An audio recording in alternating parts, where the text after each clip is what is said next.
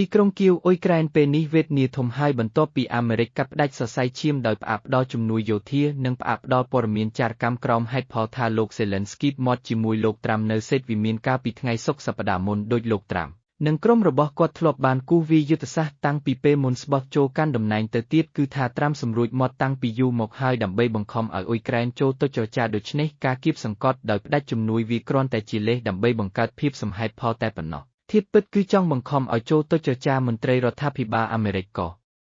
ទទួលស្គាល់ត្រង់ចំណុចនេះដែលថាត្រាំចង់ប្រើនយោបាយដំបងនិងការ៉ុត stick and carrot approach មានន័យថាប្រើធម៌ក្តៅផងត្រជាក់ផងនៅក្នុងការស្វែងរកសន្តិភាពសម្រាប់អ៊ុយក្រែនត្រាំចង់ឲ្យសង្គ្រាមនេះចប់ឆាប់ទៅនឹងអាល់គាត់ដកខ្លួនចេញអ៊ុយក្រែននិងអឺរ៉ុបមិនមែនជានយោបាយអាទិភាពរបស់គាត់ទេបន្ទាប់ពីដឹងថាអ៊ុយក្រែនលែងទទួលបានព័ត៌មានសម្ងាត់ពីអាមេរិករុស្ស៊ីចាប់ផ្ដើមបានដៃនិងសម្រុកវាយប្រហារដោយយន្តហោះដ្រូននិងមីស៊ីលយ៉ាងសន្ធប់អាជ្ញាធរអ៊ុយក្រែនអះអាងថាការវាយប្រហាររបស់រុស្ស៊ីថ្ងៃនេះទៅលើតំបន់ដូញេតបានសម្លាប់មនុស្ស11នាក់របួស30នាក់និងខូចខាតផ្ទះ8ខ្នងនេះជាការវាយប្រហារឈានចូលដល់ថ្ងៃទី2ចាប់តាំងពីអាមេរិកឈប់ផ្ដល់ព័ត៌មានសម្ងាត់នៅពេលក្រុមអ្នកពន្លត់អគ្គិភ័យកំពុងឈរបាញ់ទឹកពន្លត់អគារដែលឆេះនោះយន្តហោះដ្រូនមួយគ្រឿងរបស់រុស្ស៊ីឆ្លៀតបាញ់ឆេះឡានមួយគ្រឿងថែមទៀតអ្នកគ្រប់គ្រងតំបន់ដូញេតលោកវ៉ាឌីមហ្វីឡាស្គីន Vadim Felskin ប្រកាសយកថ្ងៃសៅរ៍ជាទីវាមរន្ទុកដ៏ក្រៀមក្រំបំផុតសម្រាប់អ្នករស់នៅក្នុងតំបន់ដែលលោកកំពុងត្រួតត្រាលោកព្រមានថាអាចនឹងមានជនរងគ្រោះបន្ថែមទៀតដែលកំពុងកប់ខ្លួននៅក្នុងគំនរបាក់បែកលោកយល់ថាអ្វីដែលជារឿងដ៏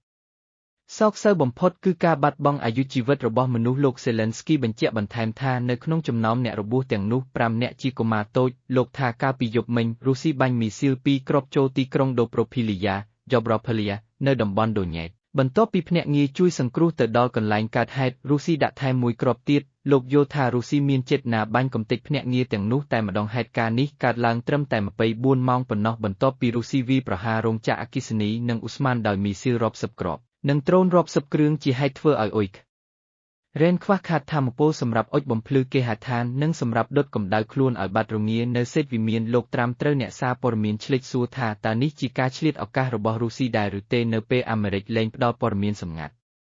លោកតបថាពូទីនក៏មិនខុសពីអ្នកដទៃទៀតដែលត្រូវតែឆ្លៀតឱកាសធ្វើរឿងនឹងលោកត្រាំទើបតែបង្ហោះសារនយោបាយកាលពីមុននេះថាលោកចង់ចាត់ការទៅលើប្រព័ន្ធធនាគាររុស្ស៊ីនិងដំឡើងពន្ធទៅលើទំនិញរុស្ស៊ីរហូតដល់មានបទឈប់បាញ់ឬកិច្ចព្រមព្រៀងសន្តិភាពលោកសេឡិនស្គីប្រកាសគាំទ្រចំណាត់ការនេះយ៉ាងពេញទំហឹងលោកត្រាំកំពុងតាក់ទងទៅក្រុមការងាររបស់រុស្ស៊ីនិងអ៊ុយក្រែនប៉ុន្តែលោកថារុស្ស៊ីស្រួលនិយាយគ្នាជាងអ៊ុយក្រែន